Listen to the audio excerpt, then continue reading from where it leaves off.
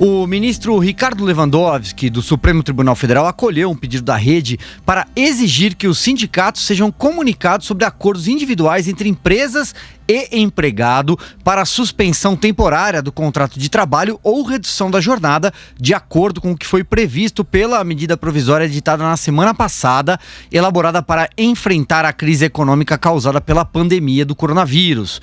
As duas possibilidades, suspensão de contrato e redução de jornada, prevêem uma compensação pelo governo com o valor integral ou parte do seguro-desemprego. O ministro do Supremo deferiu uma liminar determinando que os acordos individuais só valerão com o aval dos sindicatos. Atenção para esse detalhe, eu vou ler de novo. O ministro deferiu uma liminar determinando que os acordos individuais só valerão com o aval dos sindicatos. Daqui a pouco vocês vão entender do que eu estou falando. Caso eles não se manifestem após ser comunicados, são 10 dias após o acordo individual. Empresa e empregado poderão fechar o trato individualmente. Lewandowski deixou a cargo do plenário do Supremo referendar ou não a sua decisão no próximo dia 24 de abril. Pois bem, para falar sobre esse tema, já está conosco, já vejo em imagens a postos, o deputado Paulo Eduardo Martins, do PSC do Paraná. Deputado, boa noite. Aliás, o senhor se manifestou no Twitter. Eu, como estou em greve, em briga com o Twitter, eu já não estou mais nem me manifestando. Aquilo ali virou uma praça pública de muita gente falando um monte de coisa que não entende nada. Agora, esse assunto é de extrema importância e o senhor se manifestou. Eu gostaria, então, antes de fazer qualquer pergunta, por favor, explique pra gente. Boa noite, Silvio. Boa noite, Augusto. Boa noite, Maria Trindade. Eu me manifestei porque recebi aquela notícia com perplexidade. Olha, nós estamos diante de uma situação de calamidade. Houve uma medida provisória para dar condições para a manutenção dos empregos nesta situação de calamidade, duração de 90 dias apenas.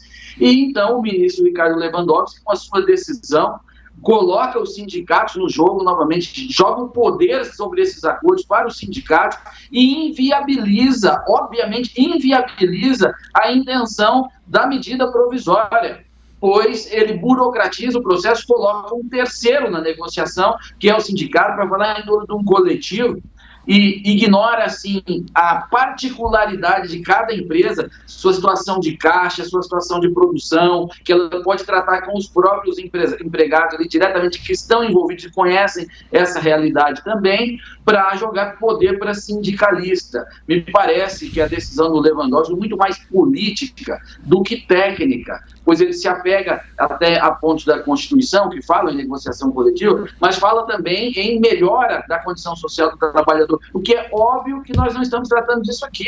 Nós estamos tratando de dar condições mínimas, pois estamos numa situação de calamidade, legalmente reconhecida como calamidade. E eu acredito que a decisão vai ser derrubada, porque ela não encontra respaldo na realidade. Agora, vai causar prejuízos.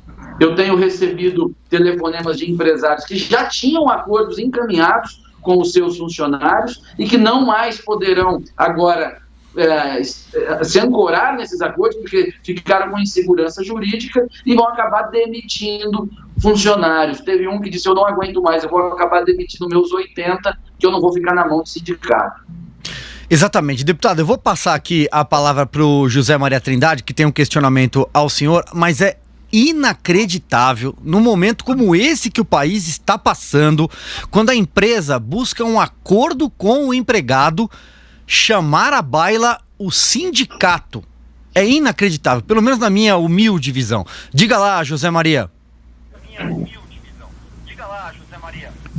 O problema todo é essa emergência, é isso que o deputado falou, né? É um momento em que o empresário terá dificuldades até para demitir, porque a situação está complexa demais, né? E ele praticamente inviabiliza mesmo, porque se não levar rapidamente ao plenário, passa o tempo, só 3 meses, é uma medida temporária, não é uma mudança na CLT, na consolidação das leis trabalhistas.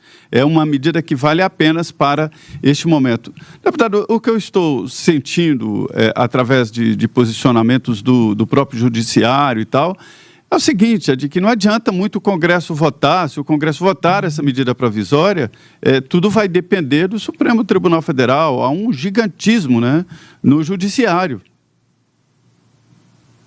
Do Judiciário. O Judiciário hoje no Brasil, ele tem uma agenda.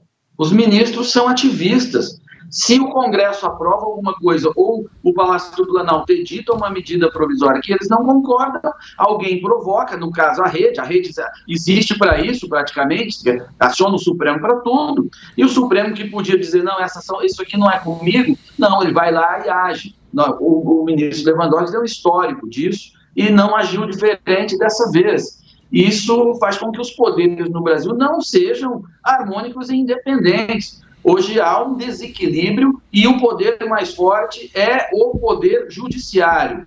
O poder judiciário hoje se acha em condições de governar o Brasil, de determinar políticas públicas, onde vai dinheiro, onde não vai dinheiro, enfim, está inviabilizando, inclusive o acordo político, o acordo social no Brasil, porque eles não foram eleitos para isso. Eles foram eleitos, eles têm a prerrogativa apenas de aplicar a lei, e não de legislar, não de determinar, não de inventar, não de inovar. E é isso que eles estão fazendo o tempo todo. Augusto Nunes, sua pergunta, por favor. Deputado, para entender bem, quem é que acionou o Lewandowski para que ele tomasse essa decisão? A rede. Foi um pedido da rede, do partido, isso. Da rede. E o que é que pode ser feito pelos partidos ou por congressistas para que essa decisão imbecil, né, como tantas do Lewandowski, seja invalidada? A decisão é tão imbecil que ele mesmo já determina que ela deve ser avaliada pelo Pleno.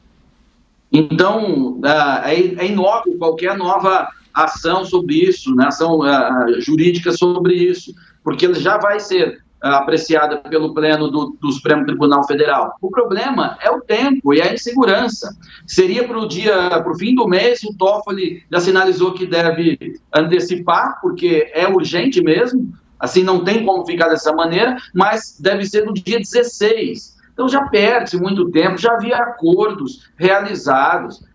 Ele desconsidera a situação social completamente. É coisa típica de quem vive na bolha de Brasília, entre caviar, lagosta e vinho caro. É disso que eles gostam, né?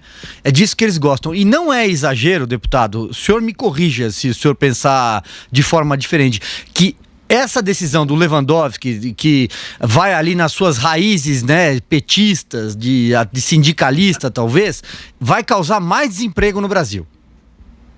Com toda certeza, eu acabei de dizer para vocês, eu recebi aqui de um empresário já, que ele vai demitir 80 pessoas, que ele não tem condição de ficar aguardando isso.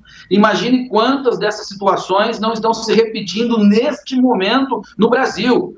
O pai de família que vai perder o emprego nesta semana, a culpa é do Lewandowski, porque ele anulou as medidas que foram tomadas que possibilitariam a manutenção do emprego. E o Lewandowski tem atuação partidária mesmo, ele é um ministro de toga vermelha. Basta lembrar o que ele fez quando presidiu a sessão do impeachment no Senado Federal, que rasgou literalmente a Constituição, e ele participou daquele acordo lá, que eu estava lá presente e eu vi, aquilo deixou espantado até o Jader Barbalho, espantou o Jader Barbalho, para vocês terem ideia, e manteve os direitos políticos da presidente que foram defenestrados. Perfeito. Zé Maria, sua próxima pergunta, por favor. É o seguinte, nós estamos falando aqui de uma medida emergencial, né, por 3 meses, diante da situação dramática que vivem os empresários. Aí a gente não está falando de grandes empresas que têm gorduras a serem queimadas, mas pequenas e médias empresas, de negociar ali com o trabalhador em vez da demissão, e o trabalhador acaba ganhando ali a estabilidade, ainda que por meses, né, em vez da demissão, a redução de jornada de trabalho e redução salarial. Deputado, saindo desta emergência, não era o momento também de discutir a CLT, a consolidação das leis trabalhistas, que foi elaborada em outro momento, hoje as pessoas trabalham de casa, a gente vê que funciona e tal, não era o momento de encarar esse desafio? E olha, é um discurso que parece bom para o trabalhador, é bom para quem tem carteira assinada, é bom para quem está no topo, mas quem está desempregado ou na média aí, trabalhando informal, não significa nada. Quer dizer, não é um momento de se repensar a lei trabalhista? A lei trabalhista brasileira deveria ter sido repensada há muito tempo. Já houve um avanço com a reforma trabalhista de 2017, houve alguns avanços também já nesse ano, mas coisas pontuais. Agora, a medida provisória da carteira verde e amarela também já traz algumas situações importantes que podem facilitar o emprego, mas discutir neste momento a CLT e talvez politicamente seja inviável, porque isso é usado pelos cretinos, pelos irresponsáveis, pelos populistas para vender outros tipos de versões para a população, e isso pode atrapalhar. Eu até gostaria, porque eu acho que a gente tem urgência no tema, e que eu estou fazendo uma leitura sobre a viabilidade política disso aqui na Câmara. E mesmo assim, tanto que, diante da emergência, da calamidade, uma medida provisória, veja, uma inovação legislativa que flexibiliza um pouco a CLT para manutenção de emprego já causa esse tipo de reação, poderia vir a ter dificuldade política também, e o ativismo do judiciário destruindo as medidas. Aqui está assim, José Maria, toda vez que a gente vai fazer uma proposta legislativa, tem que já antever o que o judiciário vai imaginar sobre o seu texto legal. Pois bem, Augusto, você tem mais uma pergunta por aí? Não, eu queria só cumprimentar o deputado pela coragem com que diz as coisas, como as coisas são, né, e por ver os fatos como os fatos são mesmo. O Brasil, como lembrou o Zé Maria, é um país que tem uma tradição cartorial detestável. Eles complicam tudo, dificultam tudo. Agora, o que está fazendo o Lewandowski, o ministro Lewandowski, que é um sujeito que está isolado da realidade há muito tempo, não precisou de epidemia nenhuma para que ele ficasse em isolamento, o que ele está fazendo é inconstitucional. Existe sim uma norma que proíbe uma norma constitucional que proíbe o judiciário de legislar. O Supremo não foi feito, como lembrou o deputado, não foi feito para isso. O Supremo tem que resolver dúvidas sobre a Constituição. Ele agora legisla sobre tudo e isso é inconstitucional. Até o plenário desse Supremo, que nós sabemos como foi constituído, vai decidir isso aí agora e os dias que nós vamos perder. Ele é fortíssimo candidato a ministro do desemprego, Lewandowski, de um eventual governo Lula que jamais voltará a existir. Então eu queria só cumprimentar o deputado pela coragem e continue nessa, sim, estamos juntos. Obrigado, Augusto.